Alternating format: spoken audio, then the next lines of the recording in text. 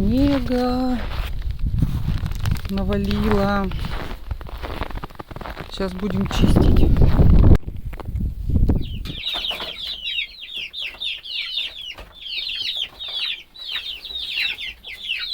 Приветик! Всем привет!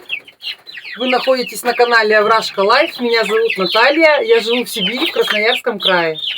А у нас окончился рабочий день. Я пришла к своим курехам. Сейчас буду делать все свои обычные дела.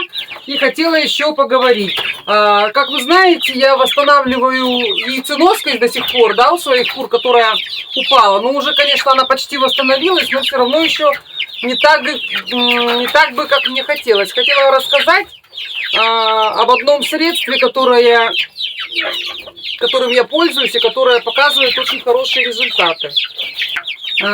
Точнее, таких средств два. Это дрожжи и горчичный порошок. Но я сегодня хотела рассказать именно про горчичный порошок. Ну а пока сегодня я даю вечером дрожжи.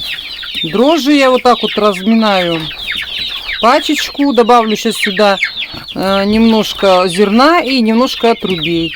Все дело это перемешаю и пойду угощать курочек. Это шелуха от семечек. Вот такая у меня получилась смесь. Вот дрожжи так более-менее мелко раскрошились и пойду сейчас давать курам.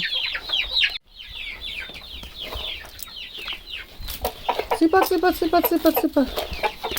Сыпать, сыпать, сыпать, сыпать, сыпать. Ой, как здорово, ой, как здорово. Давайте, давайте, давайте. Ой, как здорово.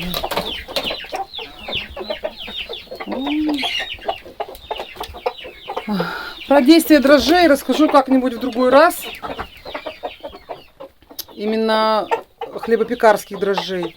А сегодня я запланировала поговорить насчет применения сухого горчичного порошка.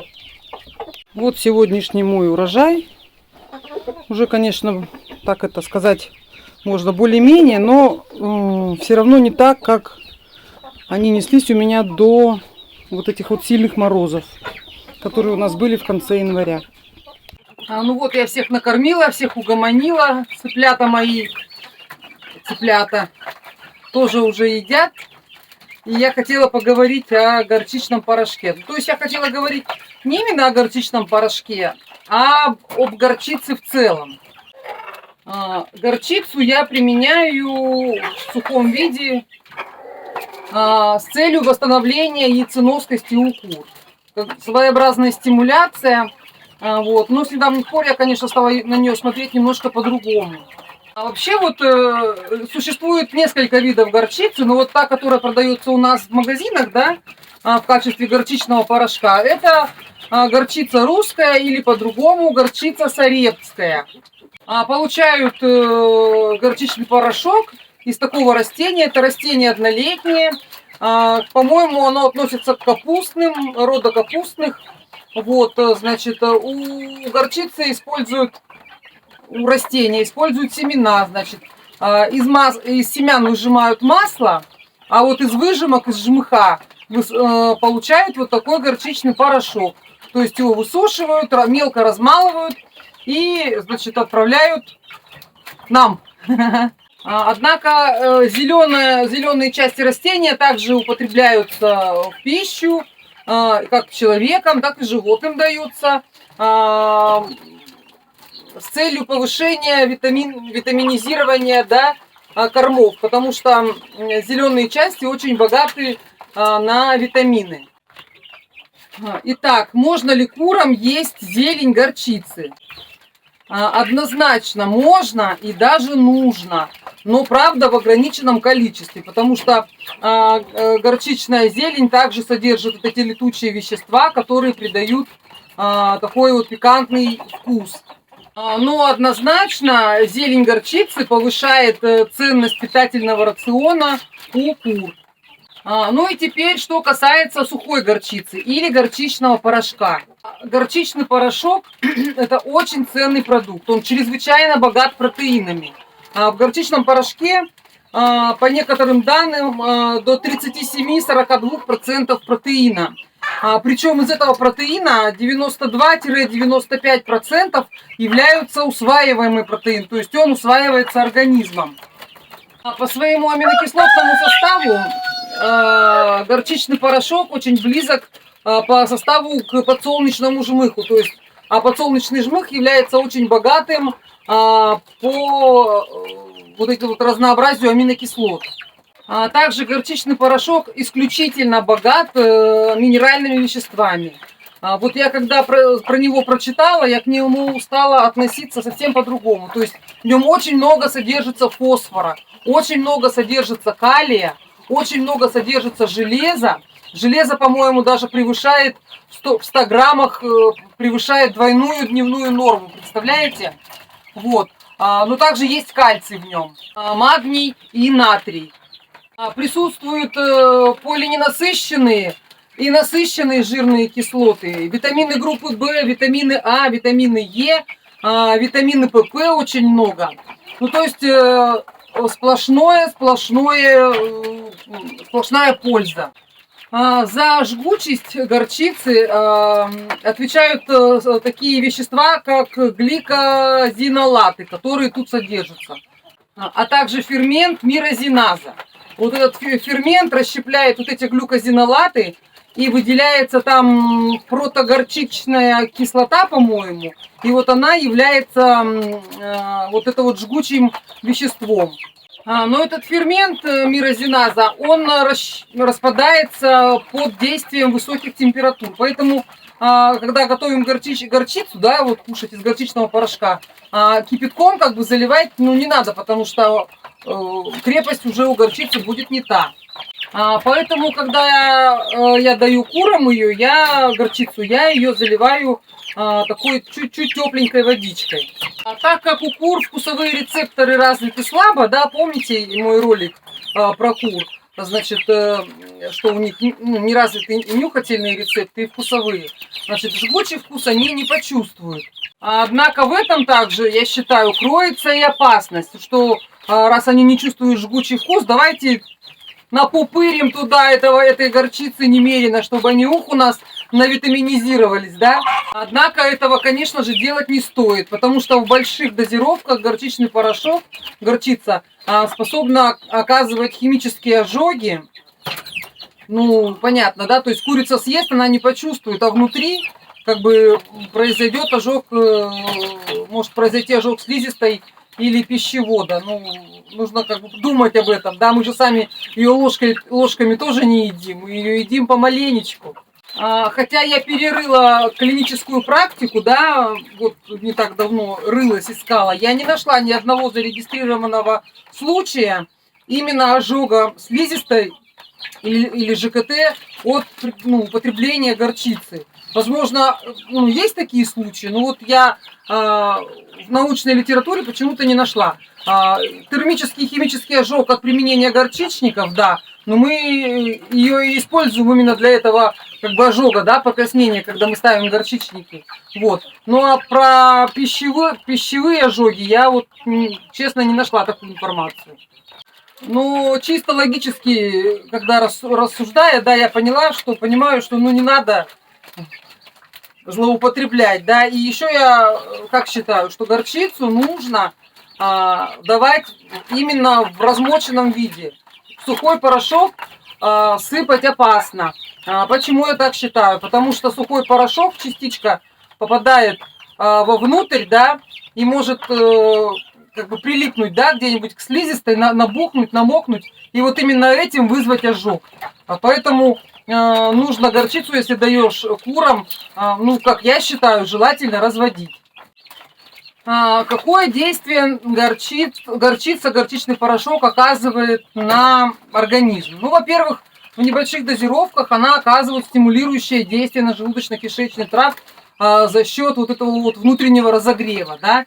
Также она подавляет размножение всяких вирусов и бактерий на слизистых, ну, это описанные случаи, мне кажется, про это должны все знать. За счет согревающего своего действия, то есть противовоспалительный эффект она оказывает. Горчица также выводит шлаки И кроме того, за счет вот этой своей горечи она облегчает в пищеварении усваивание какой-то тяжелой пищи.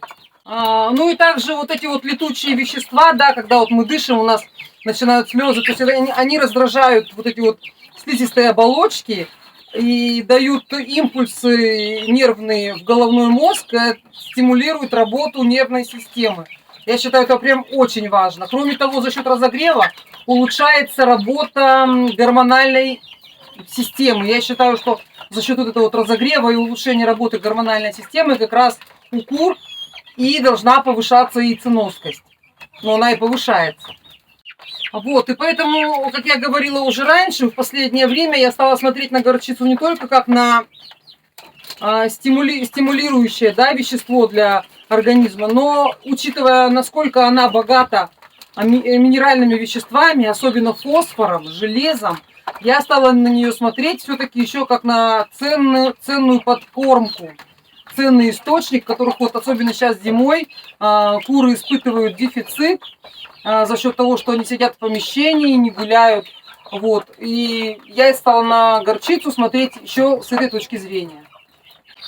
Ну, теперь я хочу рассказать, как я ее смешиваю. Еще раз говорю, что я никого ни к чему не призываю, никого ничему не учу, а рассказываю только свою практику и свой опыт.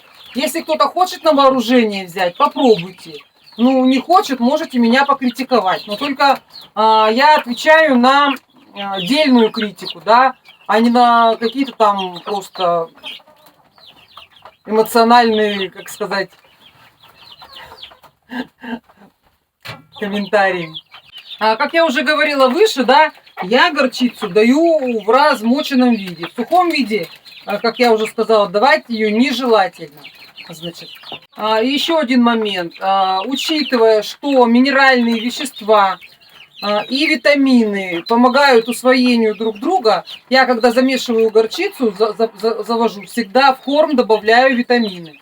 Ну, горчицу я тоже даю через корм. Кто смотрел мой ролик про то, как я готовлю корм для своих кур, они понимают, как это все схема происходит. То есть я сначала замачиваю горчицу, и потом в эту замоченную горчицу добавляю еще витамины, и потом замешиваю корм, как по своему рецепту. Развожу горчицу непосредственно перед кормлением. Нисколько там не выстаиваю там на ночь, не на ночь, мне этого не надо. Я ее развела, размешала в теплой воде, и пока собираюсь, вот она стоит, ну, минут 10, может, 15, ну, максимум 20, ну, 20 редко бывает. Значит, какую я использую дозировку? Значит, горчичный порошок я развожу из расчета 10 грамм на 1 килограмм комбикорма. Соответственно, у меня в общей массе комбикорма примерно 4 килограмма, да, ну плюс-минус. Поэтому горчицы я не сыплю не больше 40 грамм. 40 грамм горчицы это примерно будет где-то 1,5 столовые ложки. Вот так вот получается. Значит, я ее развела, замешала и пошла. В какое время года давать? Значит, на мой взгляд, лучшим временем, конечно, чтобы давать курам, это является холодное время года. То есть вот начиная с поздней осени, зиму и весну начальную. С выходом кур на улицу я такие вещи, можно сказать, уже не практикую. Какая периодичность? С какой периодичностью я даю? Ну, я считаю, что самая нормальная периодичность это раз в неделю. Ну, максимум, может быть, 2. Ну, мне кажется, 2 даже много. Вот раз в неделю, я считаю, и достаточно. Так, какой еще необходимо учитывать момент, когда принимаешь решение, что нужно курам дать горчичный порошок? Нужно учитывать питательность корма. Если корм по питательности, ну, низковат, да, мало содержится там белков, то я бы не стала бы давать горчичный порошок. То есть сначала бы я увеличила питательность корма, покормила хотя бы недели 2, и только потом бы начала давать курам горчичный порошок. Также есть еще один нюанс. Когда мы начинаем давать горчичный порошок, нужно предварительно смотреть, чтобы у кур всегда была в наличии вода. потому что после горчичного порошка у кур, повышается употребление жидкости. Ну и когда можно ждать результат, да, если вы начали давать? Вообще, я уже до этого говорила, что вообще прям результат, недели, наверное, через 2. Но непосредственное влияние начала дачи горчицы в корм курам можно заметить через 2-3 дня. Дней через 5 точно вы поймете, что горчица делает свое дело. Потому что греющий эффект тут налицо прямо. Конечно, первый результат может быть, конечно, не быть таким вау, но все равно вы четко поймете, что сдвиг пошел. Это я вам прям могу практически гарантировать. Самое главное, не переборщить. А на сегодня у меня все. Кому было интересно и полезно, ставьте лайк, подписывайтесь на меня. Сейчас всем всего доброго, всем всего хорошего, здоровья, счастья, всем пока.